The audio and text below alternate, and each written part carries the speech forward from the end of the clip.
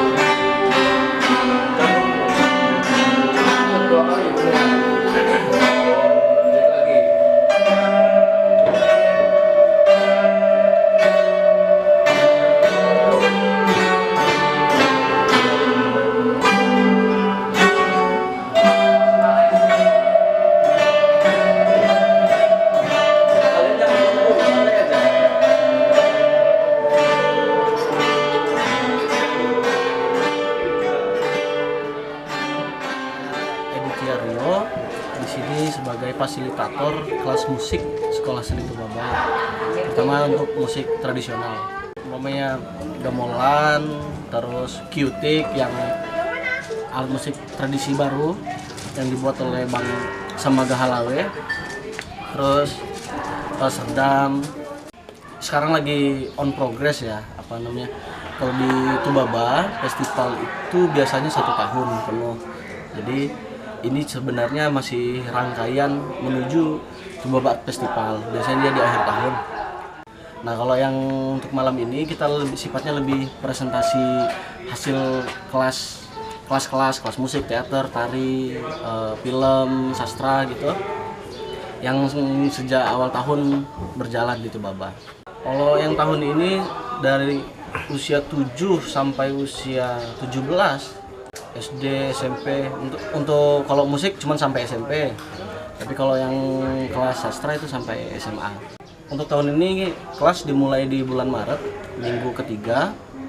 Awal kenapa ini tahun ini melibatkan banyak sekolah, itu karena sejak 2019 Kementerian Pendidikan Republik Indonesia memberikan bantuan alat musik ke sekolah-sekolah, dan ternyata alat-alat musik itu sampai di bulan Maret kemarin itu sama sekali nggak dipakai, nggak ada yang bisa mengajarkan gitu. Bahkan waktu pertama kali dibawa ke sekolah seni Tubaba itu kondisinya banyak rusak, udah rayapan, udah isi apa namanya semut tanah itu ya.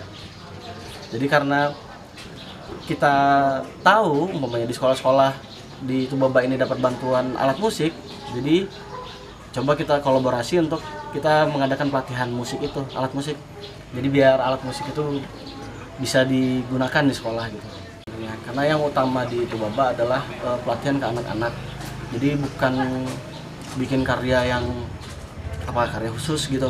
Biasanya kalau itu ada biasanya di akhir di festival gitu, Tubaba Art Festival. Tapi kalau untuk kayak yang sekarang masih memang kita ngasih basic ke anak-anak, karena ini sama sekali mereka seumur hidup belum pernah megang alat musik. Nah baru inilah ketemunya nih di Maret kemarin, baru ketemu alat, oh ini namanya ini namanya ini gitu. Jadi memang dari nol banget.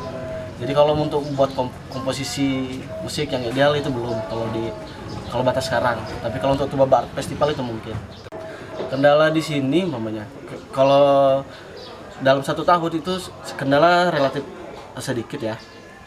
Umpamanya kalau pengurangan itu di kelas yang saya ampuh itu nggak berkurang sebenarnya. Tapi yang biasanya yang kendala di Tubaba sepanjang tahun nih, kalau kita ngomongin ekosistem sepanjang tahun itu banyak berganti-ganti. Tahun kemarin kita ngajar siapa nih, kelompok yang mana nih, orang-orangnya siapa aja. Nah dia nggak berkelanjutan, tahun ini orangnya baru lagi. Nah itu yang sebenarnya problem. Nah untuk kondisi kayak gini kan idealnya yang diajar mestinya bukan murid tapi guru-guru sekolah nih yang harusnya diajar menurut kami. Biar mereka yang ngajarin ke anak-anak di sekolahnya kan. Sekolah juga nggak bisa terus-menerus menggantungkan pengajaran itu, pelatihan itu ke sekolah seni Tubaba. Harusnya mereka juga bisa mandiri. Makanya yang di sini sebenarnya yang dituntut itu pelatihan untuk guru-gurunya sih sebenarnya. Kalau saya harapan ke depannya pelatihan terus berkelanjutan, dan tetap kita di sini kan nggak bisa pelatihan itu jangka pendek itu kan pasti nggak punya efek ya.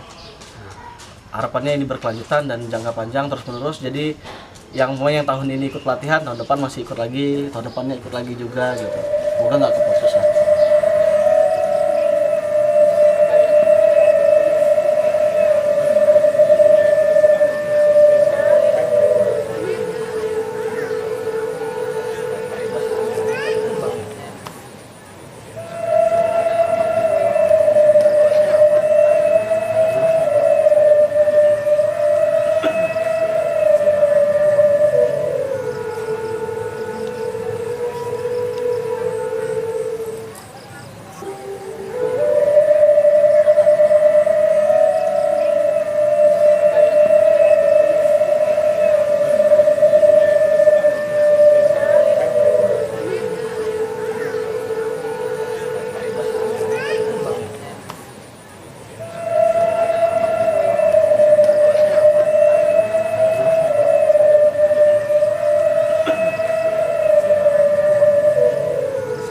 Memang sekolah seni Tubaba ini dibuat untuk pengembangan sumber daya manusia dan sifatnya sebenarnya kerjasama. Jadi antara pemerintah daerah dan seniman itu sebagai mitra yang sejajar gitu. Ya kita tidak mendorong peserta didik itu jadi seniman, sama sekali enggak. Kemudian nantinya ada yang jadi seniman, dan kita tahu ada beberapa peserta didik atau murid kita yang kemudian secara formal melanjutkan studi kesenian di beberapa perguruan tinggi seni gitu. Harapannya sih program sekolah seni Tubaba ini akan dilanjutkan oleh mereka itu gitu. Sejauh ini sih respon masyarakat cukup baik ya. Tandanya adalah mereka mempercayakan putra-putrinya untuk belajar di sekolah seni Tubaba ya.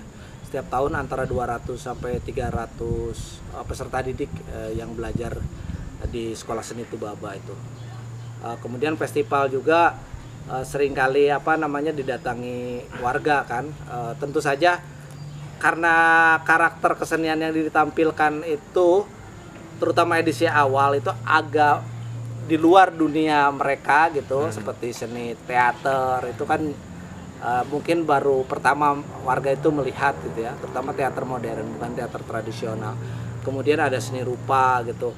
Di awal-awal ini pernah terjadi kendala, tapi belakangan hal itu tidak pernah kita alami lagi karena makin kesini orang tua juga melihat anaknya berubah gitu ya, secara karakter berubah, lebih disiplin, lebih punya rasa respect dan lain-lain. Karena memang itu yang kita tekankan. Selain mereka punya kemampuan menciptakan karya-karya seni gitu. Jadi makin kesini responnya makin positif.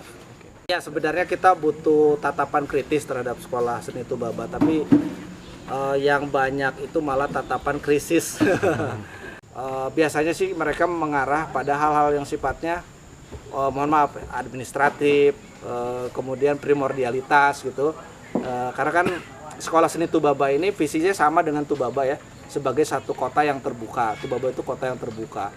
Secara metaforik Bupati Umar Ahmad menyebut Tubaba sudah mencopot pintunya gitu. Jadi siapapun yang mau berbagi kebaikan silahkan datang. Dan juga di sini kan sering terjadi dialog antara seniman dengan pemerintahan, itu kadang ada jarak gitu. Terutama pemerintah, terutama pribadi Pak Umar Ahmad gitu. Tahun ini itu tidak dianggarkan lah katakanlah secara administratif oleh pemerintah daerah. Tapi kami komunitas seniman dan juga seluruh peserta didik kita akan tetap jalan aja gitu. Karena ini tetap positif terutama buat masyarakat dan juga buat kita gitu. Ini sebagai pelatihan gitu. Ya kita tidak pernah tahu ya ketika pemerintah daerah gitu bilang tahun ini nggak ada uang. Kita nggak bisa memverifikasi itu ada uang atau enggak gitu, kecuali kita melakukan kerja lain, kerja jurnalistik atau kerja yang lain gitu. Tetapi dari situ kita hanya bisa menganalisis bahwa birokrat itu tidak punya keinginan gitu dari bahasa gitu. Tapi kalau mereka tidak punya uang kita nggak tahu, tapi kalau tidak punya keinginan kita tahu.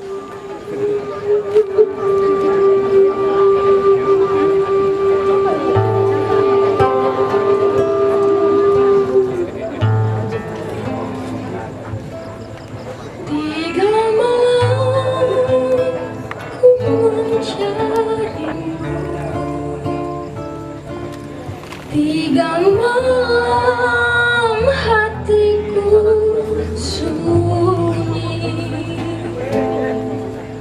di manakah engkau sayang? Ku inginkan lekas kau datang, tapi kini tak ku temui. Berangkatlah aku sendiri di medan bakti.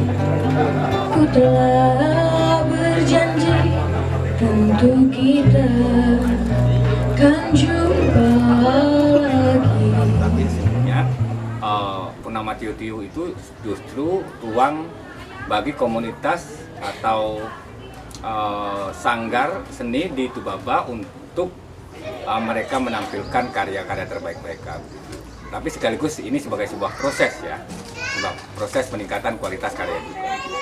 Tahun ini kan ada kerjasama dengan Dinas Perpustakaan dan Arsip Daerah Kabupaten Tubaba. Nah itu kemudian sekolah seni membuat semacam program pelatihan untuk pelajar untuk peningkatan literasi di Tubaba. Jadi selama 2 bulan ini sudah proses bagaimana melatih menulis kalimat dan paragraf, selanjutnya membuat cerita, cerpen, puisi misalnya begitu. Literasi ini kan bukan hanya bacaan, sesungguhnya semua hal yang berkaitan dengan pemahaman mereka tentang kehidupan sosial mereka sehari-hari dan lain-lain itu juga adalah sebuah literasi. Di Bandar Lampung ada Gramedia, ada toko buku yang lain-lain, kemudian kampus banyak sehingga program-program literasi seharusnya lebih mudah di sana begitu. Tetapi di sini nggak ada dengan berbagai macam keterbatasan baik infrastruktur dan lain-lain itu menjadi kalau dari sini bisa muncul berarti kan ada sesuatu gitu. Minimal kan kesungguhan mereka ketika belajar itu menurutku adalah potensi yang sangat bagus ketimbang sesungguhnya banyak apa kayak pendukung apa namanya faktor-faktor pendukung seperti ada Gramet, perpustakaan yang lebih bagus di Bandar Lampung, tetapi kemauannya kecil. Nah, di sini kemauan besar hanya keterbatasan referensi. Ini khususnya untuk konteks literasi adalah tidak adanya program literasi yang reguler di sekolah-sekolah itu sendiri sesungguhnya gitu. Tidak ada program menulis di sekolah, tidak mencoba menciptakan atmosfer yang bagus tentang menulis atau membaca misalnya begitu. Nah, itu yang menjadi kendala karena sekolah utama itu adalah menjalankan program-program yang sesuai dengan RPP atau kebijakan dari provinsi, kurikulum lain-lain. Nah, soal literasi ini kan sesungguhnya kan sangat penting tetapi banyak diabaikan begitu ya, baik guru bahasa maupun guru yang lain-lain, sehingga karena belum terbangunnya komunitas baca di sekolah, belum terbangunnya ekosistem seni di sekolah dan termasuk juga bacaan, itu menjadi sebuah kendala sehingga mereka akan menuliskan sesuatu yang misalnya sangat klise, terus mereka merasa ada sesuatu yang pengen disampaikan tetapi mereka kayak kehabisan kata-kata misalnya begitu. Ya, proyeksi ke depan itu kan begini, apa namanya, literasi itu kan seolah-olah dibebankan ke sastra ya. Apa namanya, ke sastra, seolah-olah dunia seni yang lain itu tidak, atau bidang yang lain itu tidak terkait dengan soal literasi gitu. Nah, mindset literasi termasuk di Baba itu begitu gitu. Jadi literasi itu seolah-olah hanya soal berapa banyak bacaan dan lain-lain yang berkaitan dengan kesastraan. Nah, proyeksi ke depan tentunya harapannya kan semua lini itu meningkatkan kapasitasnya untuk referensi dan atau kita sebut sebagai literasi itu sendiri. Musik, film, mereka harus banyak bacaan, mereka harus banyak tontonan dan lain-lain, juga banyak event-event yang sehingga itu kan juga referensi, itu juga literasi juga, belajar dari sebuah event misalnya begitu. Kemudian dukungan dari program-program sekolah yang jadi sesuai dengan UU kebudayaan misalnya adalah peningkatan kebudayaan di semua aspek ya, dan itu kan belum terjadi. Jadi sekolah masih sekolah formal khususnya mereka sangat takut untuk keluar dari kurikulum dan lain-lain, sehingga kegiatan ekstrakurikuler seperti peningkatan literasi, seni dan budaya itu masih sangat minim. Nah, ke depan harapannya ada perubahan mungkin dari bawah juga, maksudnya dari guru-guru, ada kesadaran begitu dari kepala sekolah atau dinas pendidikan dan kebudayaan itu harus menyasar ke sana. Jadi gerakannya harus serempak, maksudnya bukan hanya sekolah atau siswa aja yang belajar, tapi semua elemen itu kemudian harus mengikuti perubahan itu. Kalau enggak agak rumit gitu ya.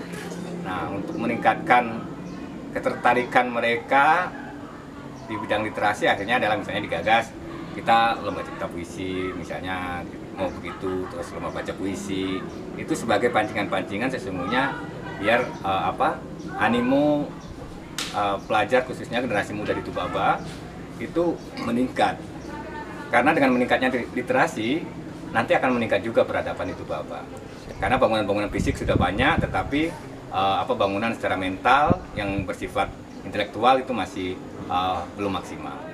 Harapannya kan kemudian sekolah seni itu bukan hanya asik sendiri, tapi butuh juga dengan teman-teman seniman-seniman pelaku seni se-Lampung itu juga nggak asik sendiri. Jadi boleh dikritik, dibahas dan lain-lain. Kalau memang misalnya sekolah seni buruk-buruknya di mana, kalau bagus-bagusnya di mana, sehingga kita nggak sendiri-sendiri. Sejauh ini kan pelaku seni budaya ini kan masing-masing ya, baik di Tubaba, di Bandar Lampung maupun di mana-mana, tidak terbangun dialog yang asik gitu. Nah, itu harapannya ya seniman-seniman atau budayawan-budayawan misalnya itu juga kita saling membangun komunikasi dan terbangun dialog yang asik gitu. Ya boleh bentuknya kritik, boleh bentuknya ulasan atau opini dan lain-lain, maksudnya gitu. Nggak cuek gitu. Sementara ini kan cuek, sehingga komunitas-komunitas atau sanggar seni di Lampung mengalami semacam soal kita ada masalah soal regenerasi yang terhambat misalnya begitu. Itu karena mungkin salah satunya adalah cuek dan hanya memikirkan komunitasnya sendiri atau sanggarnya sendiri.